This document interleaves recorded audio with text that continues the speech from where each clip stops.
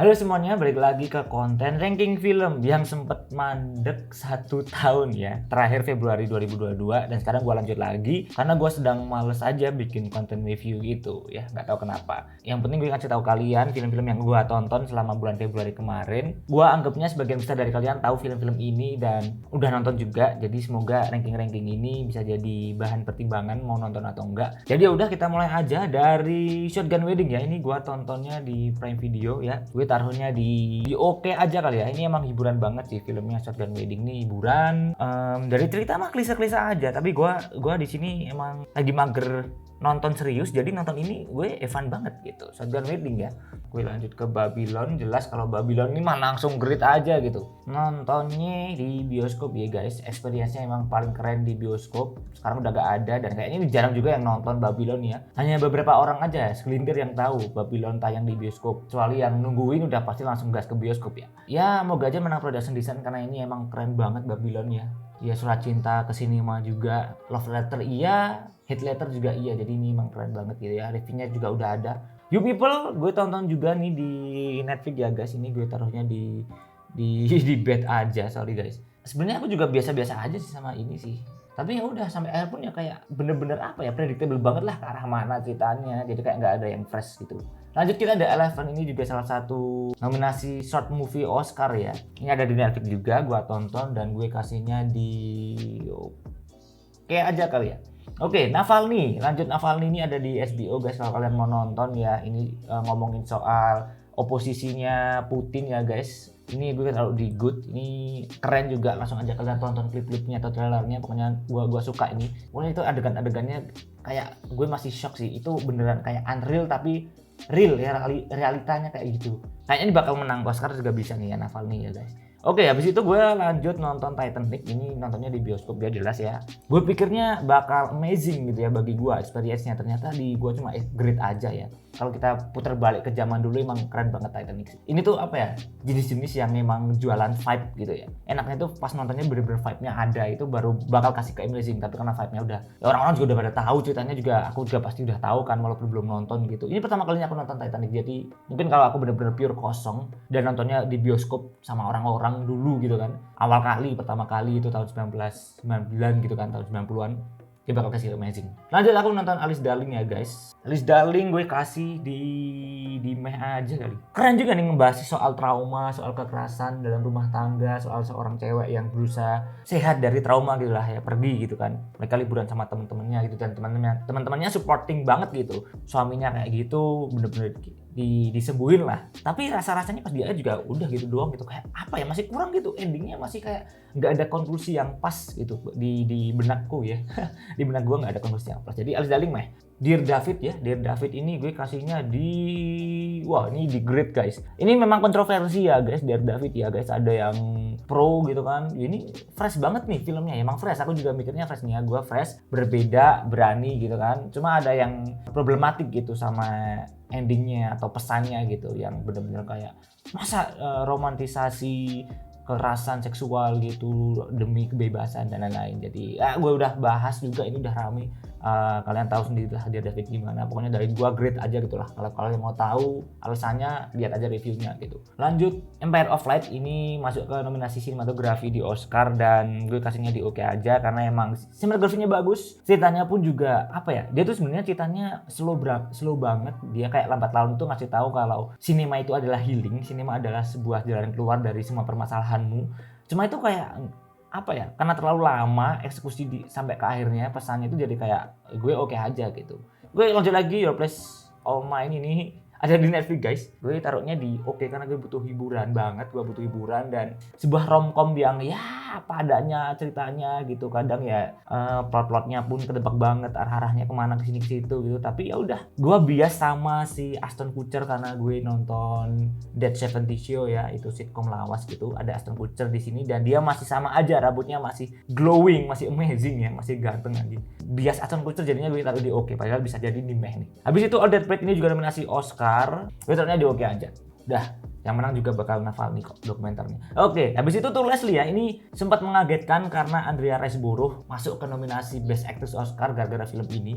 Dan ternyata bagi gue sendiri tuh Leslie ini anjir dah bagus cuk, ternyata cuk. Performanya memang bagus banget tuh Leslie, natural banget, dan gue suka filmnya karena filmnya begitu natural, begitu sangat kayak lu lihat kehidupan orang gitu loh. Ini tuh Leslie tuh ibu-ibu yang dia tuh mabuk-mabukan, yang dia tuh mau coba untuk berubah menjadi manusia yang lebih baik gitu. Dia ninggalin anaknya, dia dikucilkan keluarganya sendiri, hanya dia ya udah bekerja padanya, nganggur, tapi habis itu diangkat jadi pekerjaan di hotel gitu. Dan dia benar-benar kayak gitu dah, kalian tau lah, nonton sendiri aja dah, gue malas jelasin. Castaway juga nih, lanjut Castaway di good atau oke ya?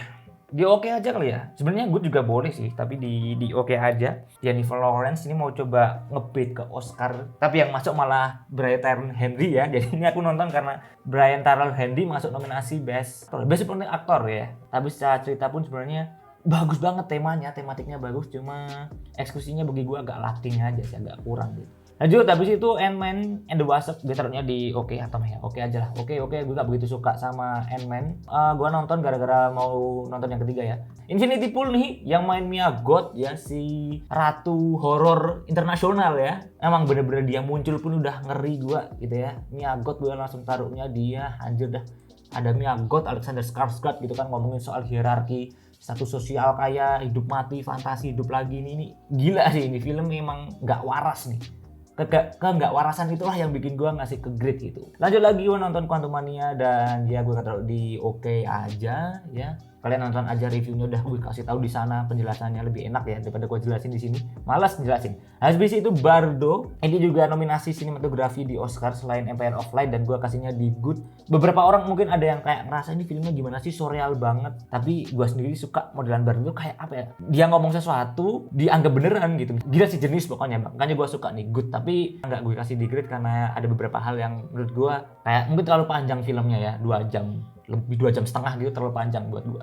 Oke, lanjut lagi, The Boy, The Mouse ini short movie guys. Gua tebaknya prediksi bakal menang Oscar sih. Walaupun sebenarnya ceritanya klise, tapi eksekusinya begitu menyentuh dan indah, beautiful banget, animasinya juga keren banget, cakep abis. Gua kasih di amazing guys. Wow, amazing. Pertama ini dipegang oleh short movie ya guys, film pendek ya, animasi yang bakal menang Oscar. Habis itu Mrs. Harris Goes to Paris ini cuma nominasi kostum desain. Filmnya pun soal fashion gitu ya. Banyak banget fashionnya, makanya masuk gitu. Yang bikin pun Jenny Bevan, tahun lalu menang Cruella. Pokoknya ini tuh heartwarming banget dah. Nonton itu nggak mungkin kalian bakal kayak ih ceritanya klise, enggak, karena kalian bakal dibikin nyaman sama vibes-nya, dibikin nyaman sama ceritanya, dan kayak bakal ih enak banget nih film gitu. Nyaman banget, comfort movie juga nih, bisa dibilang lah. Good. Habis itu Unlock, ini film yang kalian tau lah ya, lagi rame juga di Netflix, sempat nomor 1, sekarang turun nomor 3, ngomongin soal HP gitu yang kena scam gitu, sampai yang pada trauma, pada apalah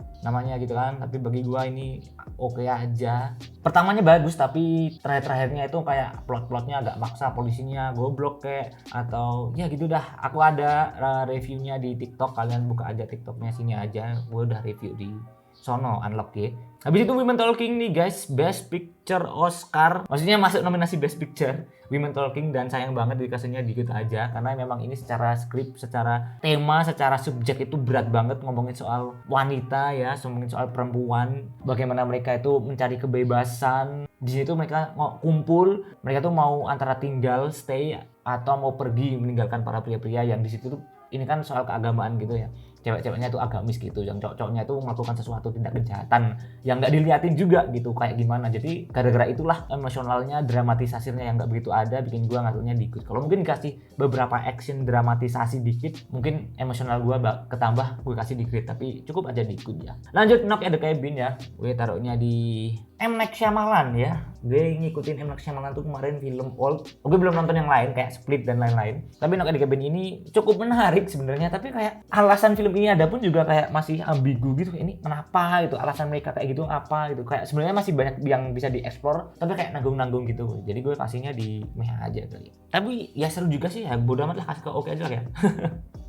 Habis itu searching ya, ini sebelum nonton Missing, gue nonton searching dulu dan ternyata gue nggak begitu suka sama searching, tapi ini udah good banget sih ya. Gue nggak begitu dapat emosionalnya, walaupun sebenarnya secara konsep eksekusinya tuh keren banget ya, tipikal film on screen gitu ya. Jadi gue belum sempat nonton Missing, nggak tahu mager aja nonton Missing, bokeh aja sih jujur. Pendapatan AdSense nggak jalan jadi ya nggak bisa buat nonton guys. Jadi males review juga karena lagi sepi nih YouTube nih ya, tolong ya diramein ya. Ngemis anjir. Habis itu nonton The Whale guys, ini Brendan Fraser guys, dan emang bener-bener fenomenal banget dia performance-nya di The Whale. Ceritanya pun juga menyayat hati juga. Itu kan walaupun kalau dibalikin ke gue kasihnya di good. Gue pribadi nggak tahu kenapa, apakah hati gue ini terlalu dingin, terlalu batuk gitu kan, sampai nggak bisa nangis. Cuma memang agak merambang dikit sih guys matanya di akhir-akhir paruh ketiga, yang emang itulah yang paling keren di performance-nya Sadie Sink, Hong Chow, termasuk Brendan Fraser ini yang bikin dia masuk menang di SAG kemarin ya, Brendan Fraser. Mungkin beberapa orang bakal naruhnya di Amazing sama Great, tapi gue di good. Habis itu gue nonton Berbalas Kejam. Sebenarnya ini kalau film luar negeri gue taruhnya di meh karena terlalu klise kak, plotnya terlalu maksa biar dia bisa balas dendam kayak. Cuma karena ini film thriller action Indonesia, yang Indonesia tuh jarang banget bikin film-film kayak gini, dan sumpah performance-nya si Reza Radian kacau habis, apalagi di paruh terakhir tuh di bagian ending tuh keren banget. Emosinya bisa pindah-pindah gitu dari ketawa terus habis itu sedih atau apa gitu, gila gokil banget. Gue taruhnya di good guys. It's all because performance dari acting-actingnya para pemainnya. Laura Basuki ya gila, jelas banget, dan Baim Wong juga gila sih, keren juga dia ya jadi filmnya. Dan habis itu ada panduan mempersiapkan perpisahan. Ini ada sih kisah cintanya kayak gitu, tapi bagi gua cringe, jadi gue taruhnya di oke aja lah ya, karena masih bagus, masih still oke. Amai aja lah karena cringe kan gua bilangnya. Apalagi ngomongnya cowoknya terlalu baku, terlalu datar gitu, emosinya kurang dapat, tapi Lutesa keren sih. Udah nih berarti ini yang gua tonton ya, ada sekitar 25 atau 26 film yang gua tonton di bulan Februari, dan inilah Set Comedy gue taruh meh aja lah ya, sorry guys, Set Comedy gue taruh di meh dah. Udah ini yang paling dari yang gua suka nih, Amazing ngikut ke To Leslie turun, Mrs. Harris turun, Elephant turun, Shotgun turun, dan You People. Jadi ini dia ranking film di bulan Februari yang gua tonton. Udah gitu aja guys, mungkin ini videonya panjang. Makasih banget yang udah nonton sampai akhir. Kita ketemu lagi di next konten ya. Dadah.